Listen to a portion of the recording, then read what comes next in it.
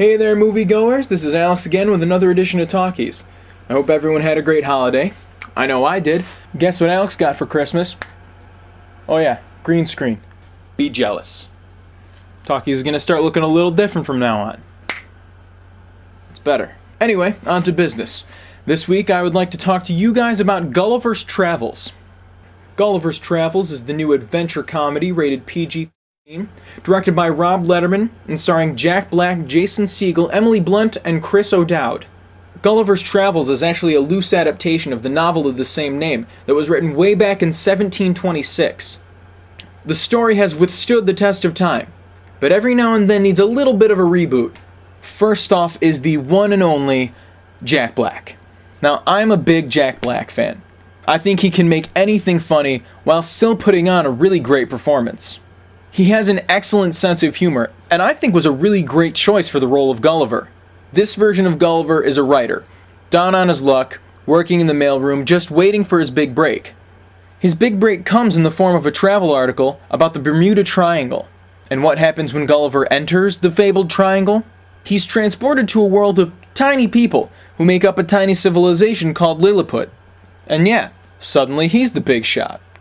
What I loved about Black's performance in this movie is the unexpected complexity. He's the kind of guy who can throw jokes at you at 1,000,000 miles per hour.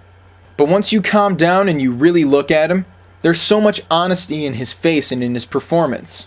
I think Black's a very good actor, better than he gets credit for most of the time.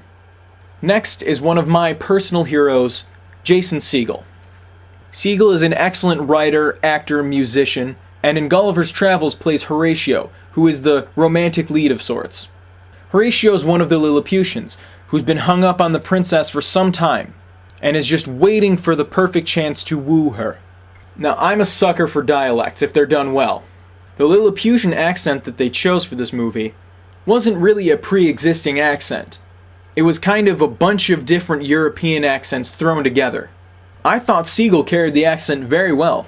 It's really hard to act in a voice that really isn't yours, but I was very impressed.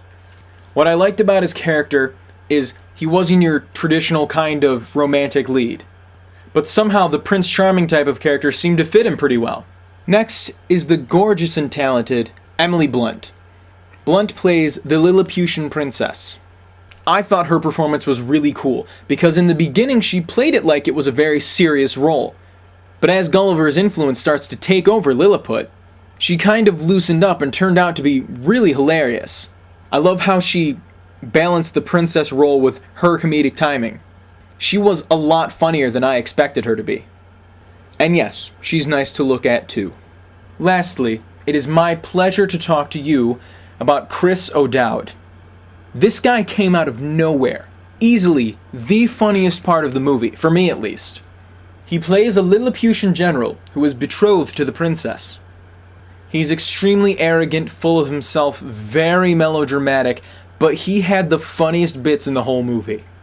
And his delivery was perfect. I would go see this movie again just for him. Oh my god, he was so funny. I can't explain to you how funny I thought he was. I feel like if I say any more, I'm just gonna start quoting his character and then ruin him for you guys. I think that Chris O'Dowd is really the one you ought to watch out for in this movie. He had me laughing more than any other character. Okay, so on the whole, I loved this movie. Loved it. It's another one of those anytime movies.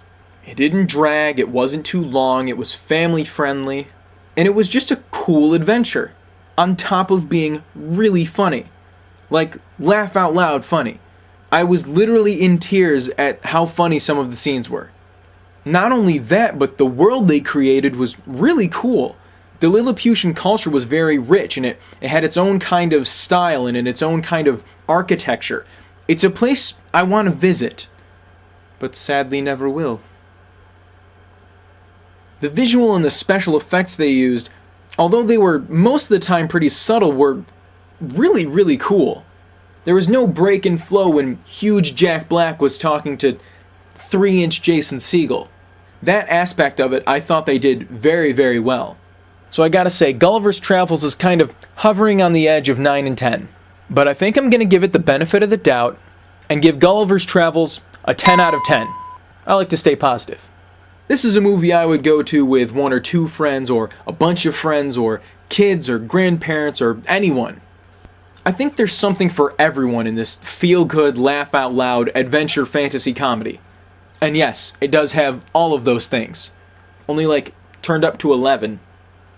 It was just a lot of fun, and I really think that anyone can enjoy this movie.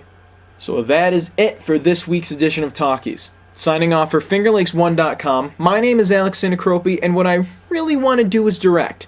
I'll see you guys later.